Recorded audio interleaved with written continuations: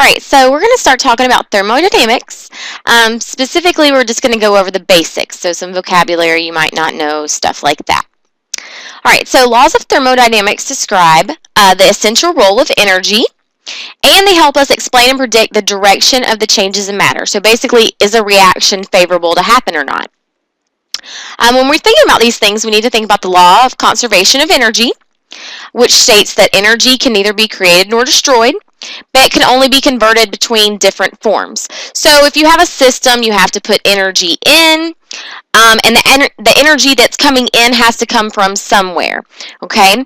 It can be converted to different forms, so chemical can be converted to, mechanical or sound, different types of energy, but you can't just come up with it out of nowhere. First law of thermodynamics states that the total energy content of the universe is constant, and that agrees perfectly with the law of conservation of energy, because if it's not created or destroyed, then the amount should stay constant over time.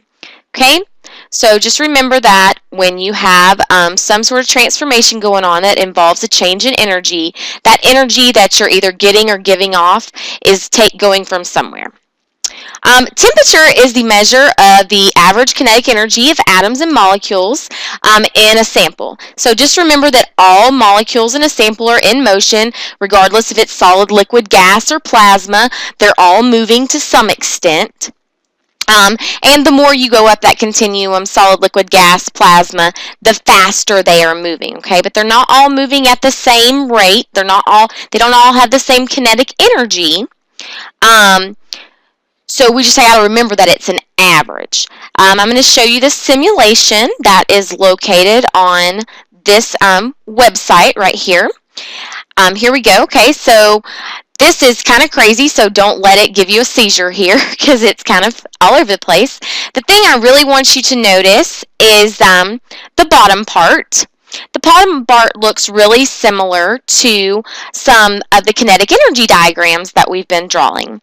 So if you pretend that on the y-axis is like kinetic energy, and then, sorry, my bad, the x-axis is kinetic energy, and then the y-axis is going to be the number of particles. Okay, so you see that you have a lot more blues, and blues are the slower ones, and then red's getting faster to the oranges and the yellows, and then finally white is the very fastest.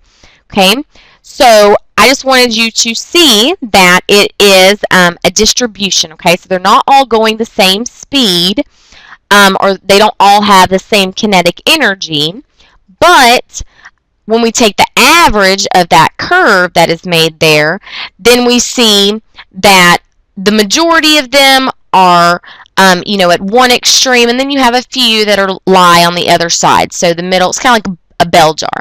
Okay, now we're going to turn on the heater. I'm going to show you what happens when we increase the temperature.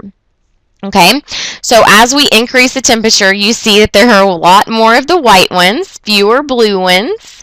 And you see that the shape of the graph changes. So as we increase the temperature, the distribution got broader. Okay, it flattened out, so there's not as many particles going the same speed anymore. And there is a lot more variation amongst all of the kinetic energies represented by that bottom distribution. Okay, and that's going to lead us straight into talking about Kelvin. Okay, so Kelvin is a really great tool for scientists because it's proportional to the average kinetic energy of the particles in a sample. So what that means is if I double the kinetic energy of the particles, then the temperature of the sample will also double. So they're proportional. Whatever you do to one will happen to the other.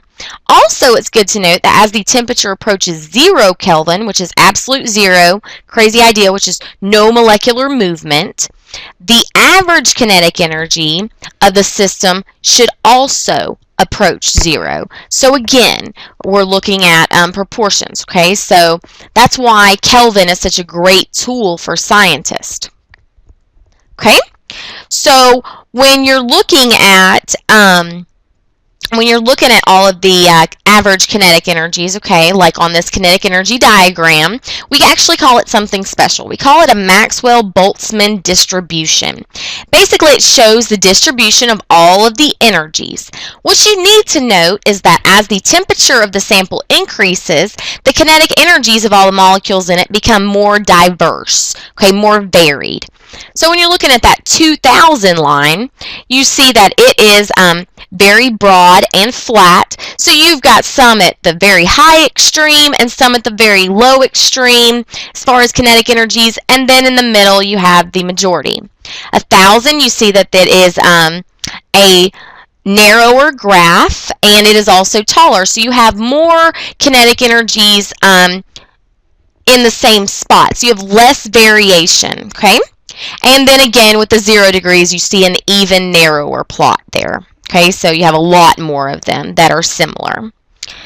Okay, heat transfer, you need to understand that collisions of the heat transfers when you have collisions of the molecules that are in thermal contact. And these molecules, when they're colliding, they're transferring energy. The quantity of the thermal energy that they transfer, the molecules, from one system to another is what we call heat. So heat is the transfer of energy. On average, when you have two samples that have different amounts of kinetic energy, okay, or different temperatures, the warmer one would have, on average, more kinetic energy in the molecules, and then the cooler one would have less.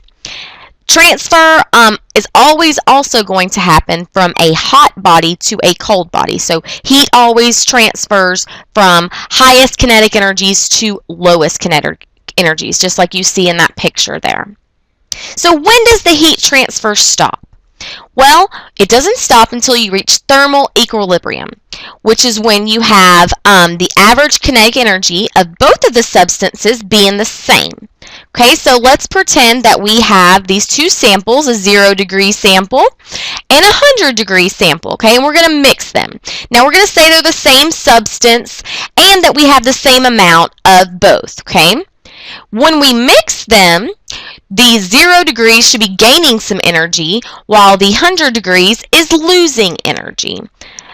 Because they have the same amount and the same substance, they will equal out halfway at 50 degrees each. And at that point, energy transfer will stop because you have reached thermal equilibrium.